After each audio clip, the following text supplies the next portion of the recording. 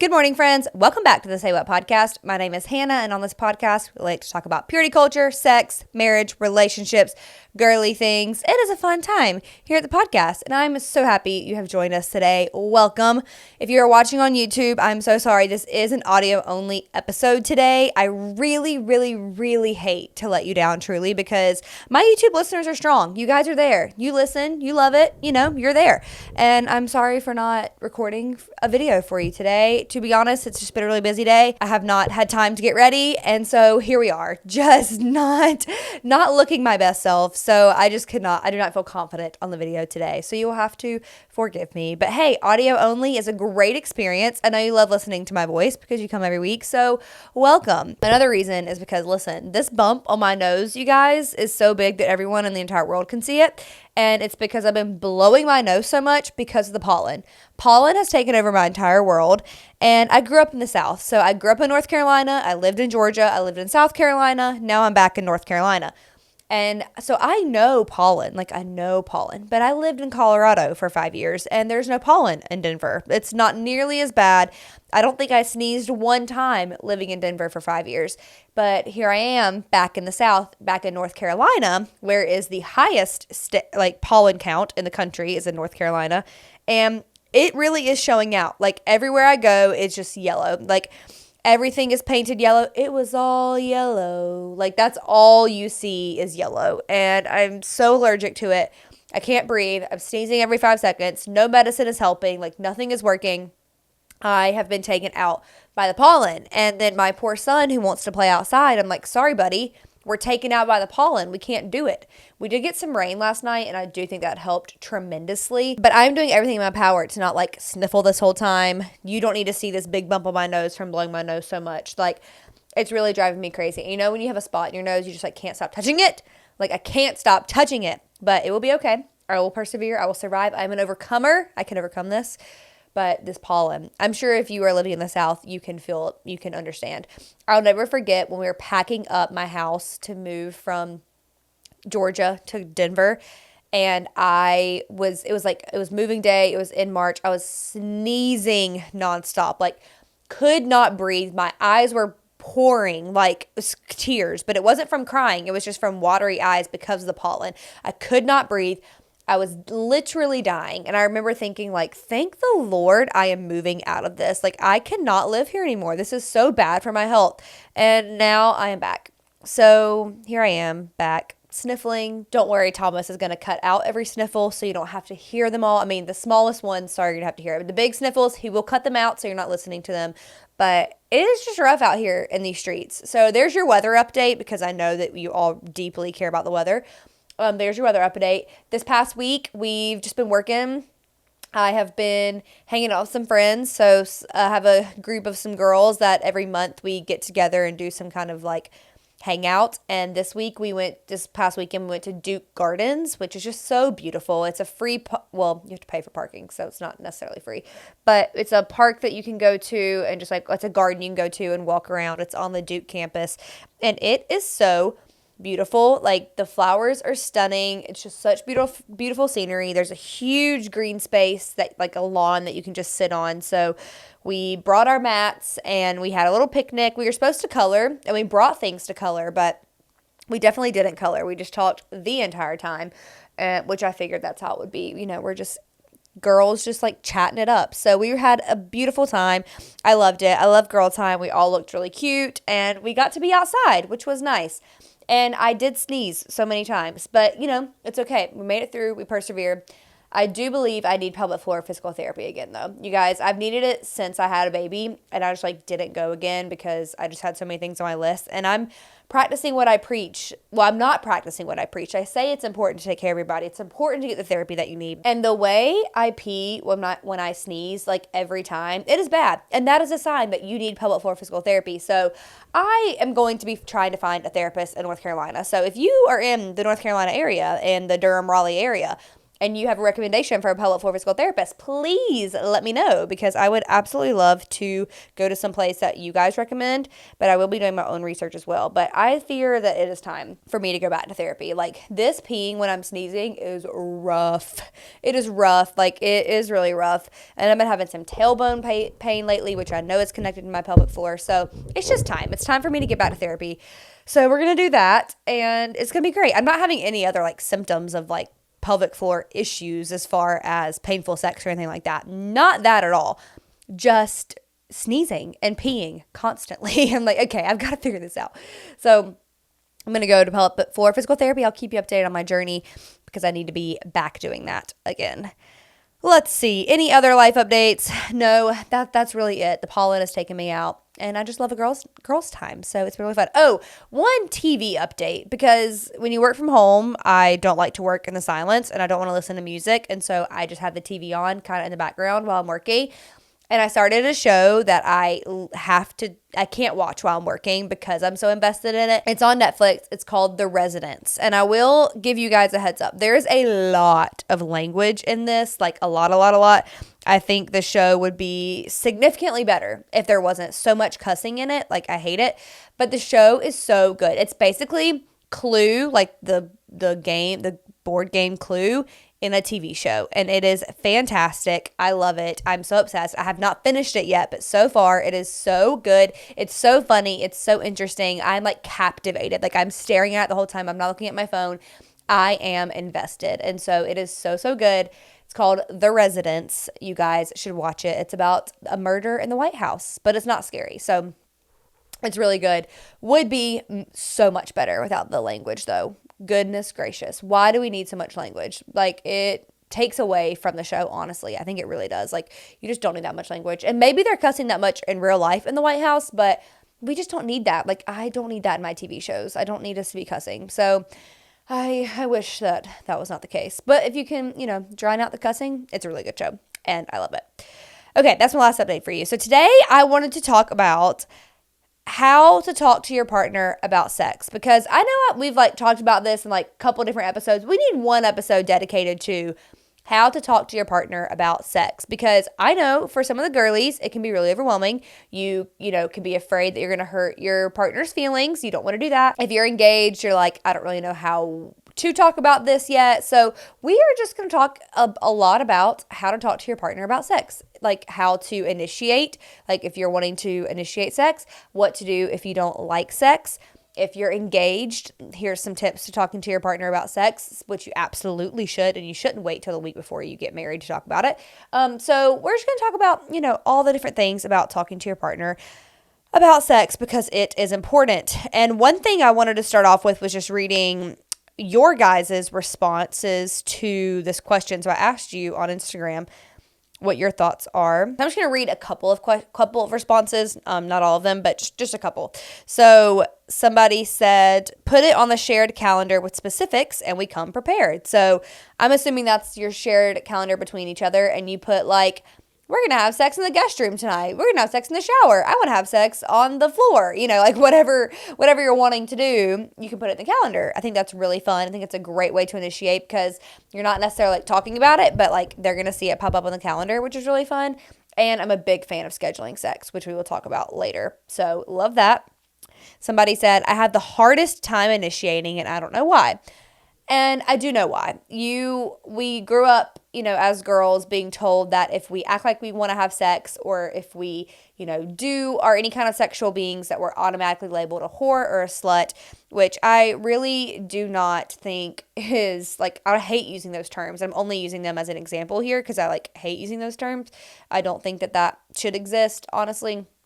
I think it's just very degrading for women, but you're labeled that way. And so you don't want to have any kind of intercourse or you don't know how to initiate because you feel really awkward about it. You feel ashamed about it. And it can be awkward if you're like early on this and you're not really, sure how to initiate, and you maybe feel a little bit of shame or feel a little bit of uncomfortable. It can be awkward. So even though you love your husband so much and like you want to do it, you just don't know how to say like, can we do it? So we are going to break that down after I read your examples. So I've got the answer to that in just a few minutes. A bunch of people said, send the eggplant emoji. Enough said, which was on my outline to tell you guys to do. Send an emoji because it's so good. Someone said asking to shower together because it's like, you know, showering together gets you clean, which big fan of being clean before sex, you know. And I love that. Like, seriously, if we've been like working all day outside, we're sweaty, we smell like the outside. The last thing I personally want to do is put our bodies together. And I know some people love that and they don't care about that. That is not my journey. That is not my journey. I want us to be clean. I want us to be clean. So I love the showering together. And the last one I'll read is somebody said, we're big about just asking if the other wants to while flirting. We love to plan ahead too. And that is a great way to just lead into me helping you out today because I think that honesty is key. So I want to talk about, you know, a couple different ways of initiating sex. And I just want to say, like, it's okay if it feels awkward. So many of us feel like Bella in Twilight, where we're just like leaning up against the door, like on our honeymoons in some lingerie, and we're trying to like cover ourselves up because we don't know what to do. And we just like laugh and feel really silly about it. That is like so many of our experiences. And so I want you to know if that's your experience, like that's okay. We're all in this together. It's so normal because it's like, I don't know how to say that I want this. Like, what do I do? And so I'm here to help you. And these are in no necessarily particular order. This is just some suggestions for you. Number one, I'm always going to lead with just being honest, direct communication. We think that we have to be in the lingerie, do the pose, like be really sexy about it because that's what you see in the movies. In the movies, they're always super sexy about it. And the girl is so confident. She just walks up and rips his clothes off and makes out with him with like no question about it. And it's just super confident in that way. And maybe that is you and your experience. And I love that. Like, just be confident. Go for what you want. And sometimes it is easier to just like, you know, if you're both in bed at night, maybe you're on your phone, put your phone down and get on top of him and start making out with him, you know? Maybe that is easier because you don't have to talk about it. But that is a way of direct communication. Just like start making out with him, you know? But I also believe in just like telling him as simple as, hey, I'm in the mood for sex. You want to have sex? Like, simple as that. It doesn't have to be weird. It doesn't have to feel awkward. It is just direct and clear. And I'm sure a lot of the times he will say yes, and then you'll have sex. Or you could be like, if you're away from each other, if they're at work or something, you could send a text and say like, hey, I'm like thinking about you and want to know if you want to have sex tonight. And you could like just say it like that. Do you want to have sex tonight? Another thing you could do, like we mentioned earlier, is the eggplant emoji. The eggplant emoji is so great because it says everything you need to say without saying anything at all. You just send an emoji. You just send the emoji. Your husband's going to know what you mean by that. And you know, whether it's happening now or later, that leads him to do the initiation, okay? Like, you have started the conversation, now he can follow up with the actions, you know? He knows that you were in the mood, and so he will pick up on that, and he will lead, you know? But if the day is going on and he's not doing anything about it, then you can take the charge, and he knows that it's coming, so it's not going to feel out of place or anything, you know, because you have to remember, you guys are married. And while yes, consent is so important, I talk about that all the time. I'm not talking about doing anything out of a consensual way. Like, we're not forcing ourselves onto our husbands. Obviously, if you like make out with him and he's like, I'm not in the mood, I don't want to do this. Okay, then you get off. Like, I'm not talking about it that way, but you guys are in a loving, consensual relationship. You love each other. Okay, you're wanting to have sex with each other because you love each other. So like, you can just go up to him and do that. You don't have to say anything. You can send the eggplant emoji, and that is like enough for it. And then you can just start by making out with him. But I really am a big fan of just like saying like, I want to have sex tonight, or I want to go have sex right now, or come upstairs. And sometimes that's, you know, it in itself, you know, you don't have to say anything else, but it can feel weird to initiate at times. But the more you do it, the more you get comfortable with it. And then you can start adding in the lingerie, and then you can start adding in like the flirty texts or setting it up, you know, throughout the day for you guys to be texting about it, you know, but just saying, I want to have sex is all you need to do. You don't have to overthink it. You don't have to get all in your head about it. And your husband's going to like that. Like, he's going to like that you are, you know, taking charge in the way of communicating what you want and what your needs are. Like, he's going to appreciate that. He's going to think it's hot that you just texted him that. And that's going to get him excited and want to have sex with you. So that is a good thing. So just text him, or just say it to his face if you guys are together. And that's all you got to do. Or you can just like physically start doing it if you're like together in bed, you know? And then you don't have to say anything at all. Another thing I think is great for this is scheduling sex. Scheduling sex is great. Some people feel like it is not sexy and not spontaneous, but I think planning sex is so sexy because you know it's coming. You can lead up to it. You can send flirty texts throughout the day and make it fun. Like, make it more of an event rather than just like a one-time thing happening that day. You know what I mean? So you really lead up to it. It's really fun. I think it is like a great option for those who are really busy, living a busy life. And you don't have to do it, schedule it all the time, but just like know, like over the weekend, like we probably want to do this because we don't have time to do it during the week or whatever. You know, we know you're going to put your kids to bed early one night. There you go. There's your option. So I am a big, big, big fan of scheduling sex. I think it's great. And I love what the person who wrote in said, that they put it on their like shared calendar. That way they can like come prepared. And that's like also a fun way to schedule it because you can with details. So like, you know, you're gonna do something fun or switch it up. Like it's already written in there and you have something to look forward to. So I think it's great. I think it's fun. If it doesn't add any pressure to you or to your life to like be like, you know, one more thing, it is a great, great option. So remember, honesty is key. Don't overthink it. Just say that you want to do it. It can be that simple, truly. We're not going to let purity culture take this from us, girls, okay? Sex is so great. Once you figure out what you like, once you get in the right rhythm of it and it become like something you are really enjoying, you're going to start looking forward to it because you know that it feels good. You know that pleasure is coming.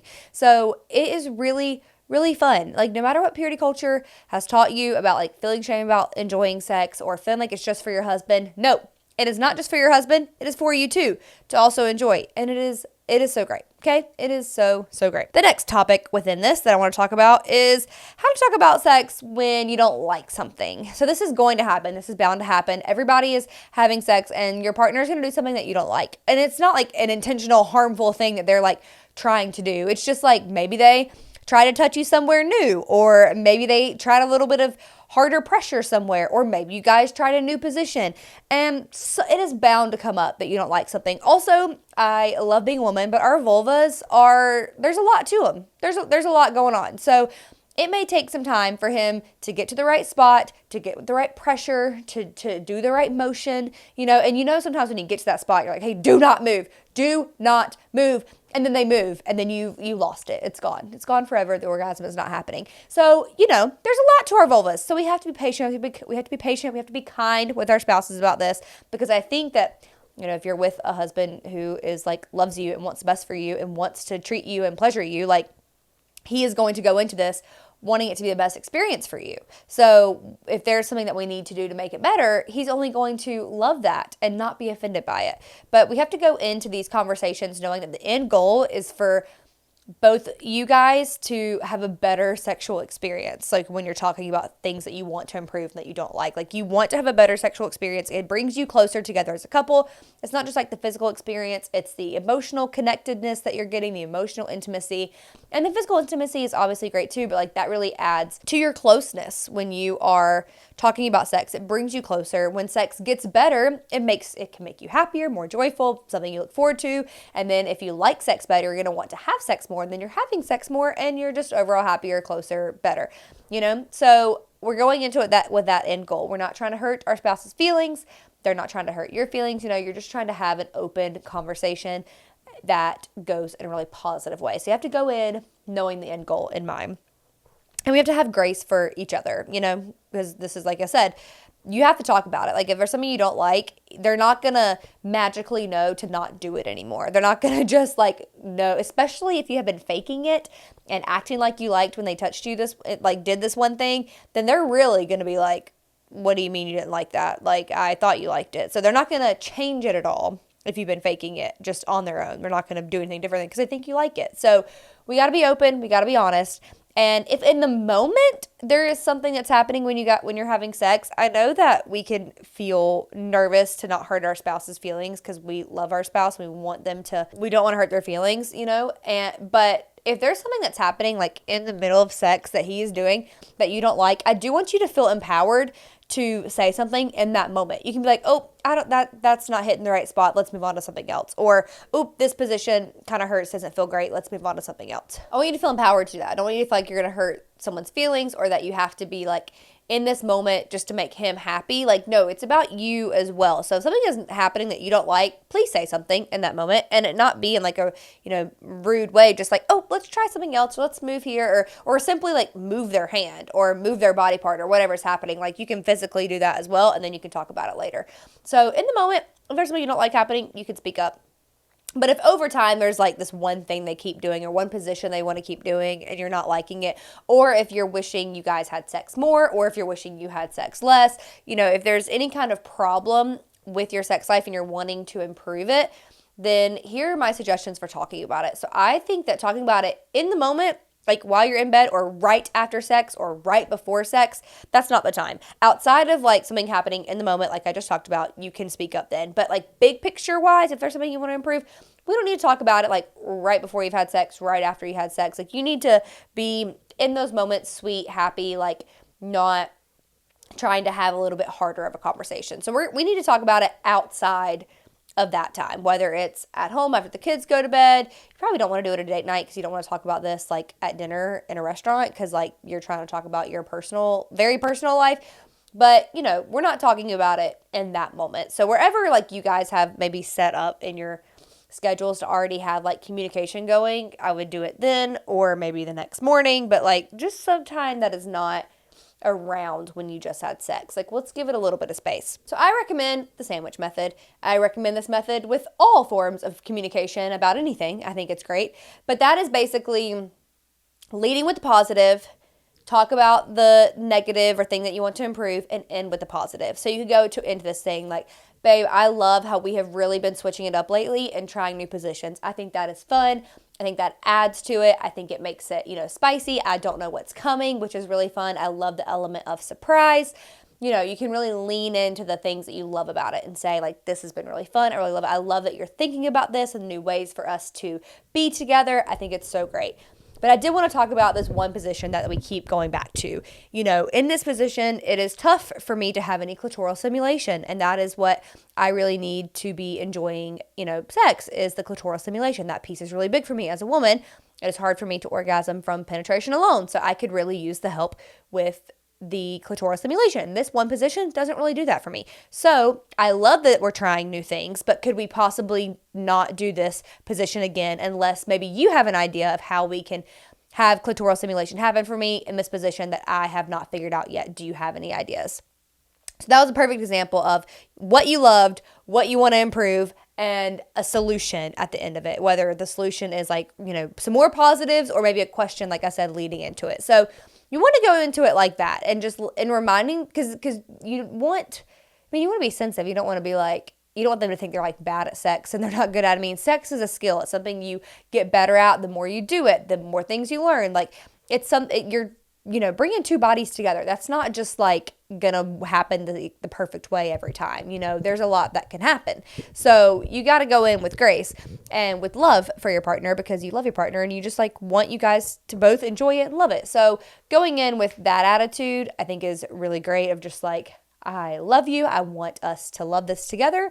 So I think the sandwich method is a great way of talking to your partner about it and leaving room for them to talk about it as well. But like, what do you think? Have you been liking these new positions that we've been doing or this new toy we got? What are your thoughts on it? Some great questions to ask as you are also like evaluating your sex life and want to hear from your partners. You could ask them, what do you think about our sex life currently? You could ask them, what do you love doing and wish we could do more of? What would you like to change or improve? What maybe are you not loving that we could do more of?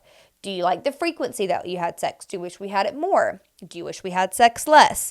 So you could have these questions as a way just to like ask where your partner's at, and that can leave room for you to share your thoughts on it as well by asking, him first. And you guys just have to go into this just being super honest with each other because your end goal is for you to both like improve your sex life, which will improve your marriage. And so if you're going into it with that goal, then like the things that would be said hopefully will not end in feelings hurt, because you're not telling your spouse that they're bad at it. They're not telling you that you're bad at it, or there's something wrong with you, or you're not thinking there's something wrong with him. We are just trying to improve together. And again, this is like something that you can't read each other's mind on. So while you may think that things are going well, your partner may have like a different opinion about it. So it's really good to just do a check-in every now and again about this. And because clear communication can only have like a good outcome. If you're having clear communication about this, things will only get better from that, because things are not in the dark. You're not having to fake it, it's only good things. So I definitely recommend you guys having these conversations. Ask those questions, like be curious about it, leave room for him to answer honestly. And you guys talking about sex together probably will also lead to you having sex at night, and maybe it will be really great and you'll do something new, or you won't do that position again that you've been hating. So, there's room for that. And as far as like trying to figure out what you like, it is really hard, like I said, for women to figure out what we like, because there's a lot going on with our vulva and our vagina. And so, it's like trying to find that right spot sometimes feels really hard. And so something you guys could talk about is maybe spending time, like, because if you're not enjoying sex, then you're not going to want to have it very often. You're only going to be doing it to please him because you think it's important to him. Or if you are wanting to improve it for yourself, but you really don't know where to begin, we just need to examine your own self with your partner. You guys need to like have time together that you're not saying is necessarily for you guys to end with penetrative sex. It might, but we are going to have time exploring your body, see what you like, explore with touch, with different pressure, with different motions, with different, ways that you're laying, whether it be on your stomach, your side, your back, standing, sitting. We're just going to go all over, see what you like, and like do this together with him. Like you can use your hand on top of his to kind of show him the motion you like, and if you don't know, like, we're going to figure it out. You need to take some time to figure it out. It's important for you to enjoy sex just as much as your husband does too. So, and he also may have feelings about sex that, maybe things that he wants to do differently, or new positions he wants to try but doesn't know how to talk about them. Here's your time. Maybe you're wanting to explore toys. Here's your time. It's really good to have like, conversations about this, and it not just be like a one-time thing and you assume everything is great. It's good for you guys to be talking about it, there's not a time frame for it. I don't want to say once a quarter or once every other week, just check in every now and again for what feels right for your relationship about this, and ask those open-ended questions so you guys can have like good conversation flow about it. And remember, we're going in with the best kind of attitude about our spouse because we love them and we want this to, only get better. And so being honest, but being kind and gracious will be a big part of having these conversations. The last thing I want to talk about is if you're engaged, you're like, when do we talk about sex? My church said we talk about it in week 9 of our 10 weeks of premarital counseling. So like, when are we supposed to talk about it? I think the earlier the better. I can understand if you guys are talking about sex a lot, it's like making you want to do it. So you don't need to be talking about it a lot, but hopefully you've already had conversations about what your boundaries are, how far you're willing, what you are comfortable with, what you aren't comfortable with before you guys get married. Hopefully you already have these boundaries in place. But you do need to talk about like your feelings about sex. If you're feeling nervous, who's got the condoms? How are we handling birth control? Is it expected that you are going to get on hormonal birth control? Are you guys open to using condoms? Okay, if you are open to using condoms, we need to have a couple types of condoms ready, because you don't know what brand you like or what brand you don't like. I highly, highly, highly recommend the Skin brand. I was just talking to some friends about this. You just forget about condoms. You forget about them because you just think about them in high school, because that's like they're given out in high school, so you're not really thinking about anything else. But we forget about condoms. Condoms are a great way for birth control. Obviously, it's not 100%. Nothing is 100%. But the Skin condoms are great. You really don't feel that they're there, which is awesome. I will link them in the episode notes. They are my go-to. I have tried a lot of different condom brands, and this one is always the best. I go back to it. You can use Lube with this condom as well, so I think that is a great plus. But you guys need to talk about the condoms. You need to talk about lube. Like, you need to, because he doesn't need to expect you to just like be ready to go and not need lube. You're gonna need some lube, so you need to talk about which kind of lube you want, which is Uber Lube. It is the best. It is silicone based. I think silicone based is the best because it lasts longer than water based. And I just think it feels like really soft and smooth on skin. It's awesome. It doesn't irritate you. Like, if you have really sensitive skin like I do, it's not irritating at all. It's truly the best, and I will sing Uber Lube's prices for the rest of my life. I have tried a couple other lubes, but like once I found Uber Lube, I was like, I cannot go back. Like, I can't try anything else because it's just so good. Now, I have tried some other ones, but I just always go back to Uber Lube. So you guys need to be talking about that. Like, what do you want to have? How are you feeling about toys? Are you going to have toys on your honeymoon, or are you going to not have toys on your honeymoon? You need to talk about what your expectations are for your wedding night. Are you wanting to, experiment with hands, with oral, and then maybe later try intercourse? Like, what are your expectations? You need to have those conversations. And I think a great, great way to do this is the Christian Sex Educator has courses for engaged couples, and I think it's fantastic. I've gone through the course. I've seen it. It's so, so good. I've had Carly Palmer Webb on here a lot. She is who does the courses, and I think she's fantastic. She has created a really fantastic course for you, for engaged couples, and she has a lot of courses, but for the engaged specifically, it's really great, and it just helps prepare you for marriage and for sex, and it's like the sex education that you didn't know you needed. It's really, really great. So I will link her course in the episode notes as well for this, but it's just a really great way to prepare yourself. But you don't need to wait until like the week before you get married to have these conversations. It would be helpful to have them kind of along, as time goes on, just to make sure that you guys are in sync and feeling good about it, and also going in with low expectations, because sex is a skill. It's going to take some time to learn, but clear communication is going to be your biggest help with having a positive sex life, is having clear communication. That is the biggest thing that I think you can do, is clearly communicate about it. So highly, highly, highly recommend doing that.